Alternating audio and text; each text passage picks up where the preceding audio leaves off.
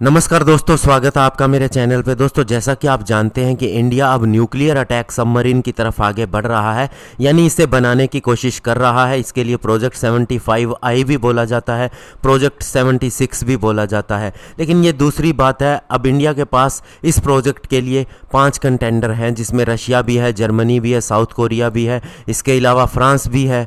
तो ये देखना होगा कि कौन सिलेक्ट होता है। लेकिन दोस्तों, हमें हमारे सामने सबसे बड़ा एग्जाम्पल साउथ कोरिया का रखना चाहिए, जिसने अपनी सबमरीन तैयार की है और इसके जो फीचर हैं वो दुनिया में कहीं भी नहीं है। कैसे उसने टेक्नोलॉजी अब्जॉर्ब की है और हमसे बाद में आके भी वह हमारे से आगे खड़ा हो गया है। आज इसी के ऊपर बात करेंगे। चलिए दोस्तों, शुरू करते हैं। तो दोस्तों, साउथ कोरिया ने अपनी KSS-3 सबमरीन के ऊपर काम करना शुरू कर दिया है, जो कि डिस्प्लेसमेंट के मामले में 3000 से 4000 टन की कैटेगरी के अंदर आती है। और इसका डिज़ाइन बताया जाता है कि जो उसकी बड़ी सबमरीन है वैसा ही रहेगा, लेकिन डिफरेंस ये होगा कि इसके अंदर टॉर्पीडो ट्यूब्स के लिए ज़्यादा स्पेस होगा, जिसका सीधा सा मतलब है कि ज़्यादा टॉर्पीडो कैरी किए जा सकते हैं। और इसके अलावा वर्टिकल लॉन्च सिस्टम ट्यूब की बात करें तो वो भी दोस्तों एडिशनल स्पेस के साथ में आएगी, यानी कि ज़्यादा मिसाइल कैरी की जा सकती हैं। और बाकी सारी चीज़ें कोरिया के सब सिस्टम की तरह ही होगी। और दोस्तों, ये दुनिया की एकमात्र ऐसी डीजल इलेक्ट्रिक सबमरीन है जिसमें से सबमरीन लॉन्च्ड बैलिस्टिक मिसाइल का परीक्षण हुआ है। आप ये कहेंगे कि ऐसा तो इंडिया भी कर चुका है और भी बहुत से देश कर चुके हैं, तो आपको बताना चाहूँगा कि एयर इंडिपेंडेंट प्रोपल्शन सिस्टम और लिथियम आयन बैटरीज के साथ में इस तरह की मिसाइल को लॉन्च करना केवल साउथ कोरिया ही संभव कर पाया है अभी तक।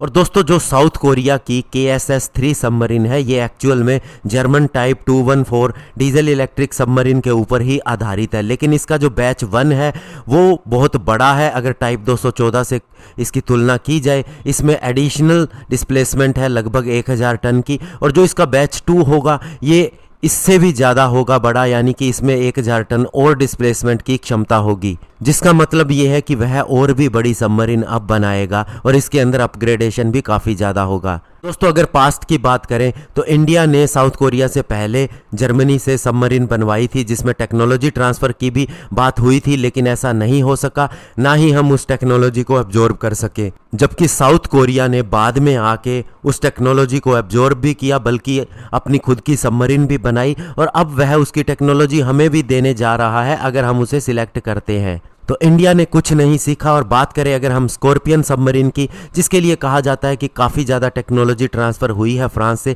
लेकिन अभी इंडिया उससे बड़ी सबमरीन नहीं बनाने जा रहा जो इंडिया के डिज़ाइन के ऊपर आधारित हो। अभी भी इंडिया को लगता है कि अगर हम एक और डील करें तो उसके बाद में हमें पूरी टेक्नोलॉजी मिल पाएगी। हालांकि दोस्तों, ये प्रोजेक्ट भी काफ़ी समय पहले का है, तो इसमें जो डील्स हो चुकी थी, प्रेजेंट गवर्नमेंट उसके अंदर और कुछ नहीं कर सकती। जो नया प्रोजेक्ट आने वाला है उसके अंदर वह कोई डिसीजन ले सकती है।